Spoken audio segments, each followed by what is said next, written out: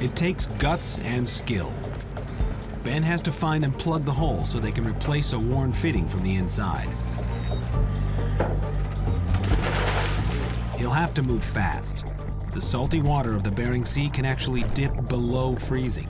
Even with a thick dry suit, his body will quickly begin feeling the effects of the frigid water. There you go. Thumbs up from the man in the ice. Boy, can you imagine the ice water crawling down the back of his neck right now? Whoa. Ben's using a marine putty to temporarily slow the water rushing into the ship. On the other side, Chief Engineer Renee Jackson is working on something permanent. There's the piece that broke off right there. Right now, Ben's trying to plug the leak from the outside, and Renee here's trying to plug it from the inside. There's no hardware stores out here, so if you don't have it, you've got to make it. Renee's fashioned a plug to stop the leak. Nice. With the situation under control, it's time to get Ben back up on deck. Despite the dangers and difficulty, these guys live for this work. How'd it go for you down there? It's a good time. It's kind of like, probably like swimming in a margarita, honestly. To be honest with you. Yeah. You know, this boat's like my home. Sure. So I guess it's kind of comparable to a guy re-roofing his house and working on his own front porch, you know? That's the thing about working here. We have a lot of pride for this stuff. I know some people see it and they're like, wow, you guys are riding a rusty boat in the middle of the Bering Sea, but I mean, this is home, you know? A lot of times this is home. You take care of her and she'll take care of you. Yeah, we hope so. Hope so. Yeah. With the hole patched, the Redeemer is out of danger. But I can't help wondering what happens if something really did go wrong out here. First mate Rob Storm introduces me to the most important piece of equipment on any boat that works in this deadly environment.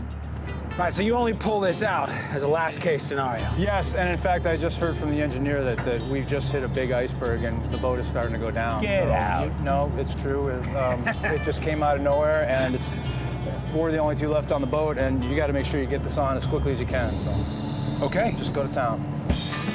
In a worst case scenario, the only resort left is putting on the survival suit.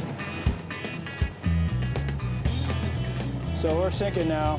Right. The Coast Guard requires that every person be able to put this suit on by themselves. Second arm. Well, that's interesting. Once you're in the suit, you kind of Gets a little challenging. run out of ways to do anything, huh? How do I get this thing up over my neck? Kind of feel like I got Gumby hands here. It's clear I need some practice. Oh, look at that. Huh, there's the directions. Conveniently printed right there. Hold on, let me just read those. Oh, yeah. Maybe I should have read those before I started, huh?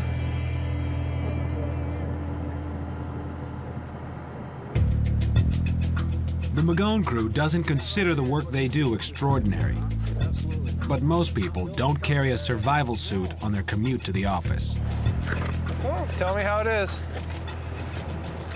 I have a guess. I think it's cold. It might be cold, just a little bit. Everybody ready to go for a swim? This water is right around freezing. For sailors like those that ran aground with the Ocean Clipper, facing the reality of having to jump overboard into the Bering Sea would have been terrifying.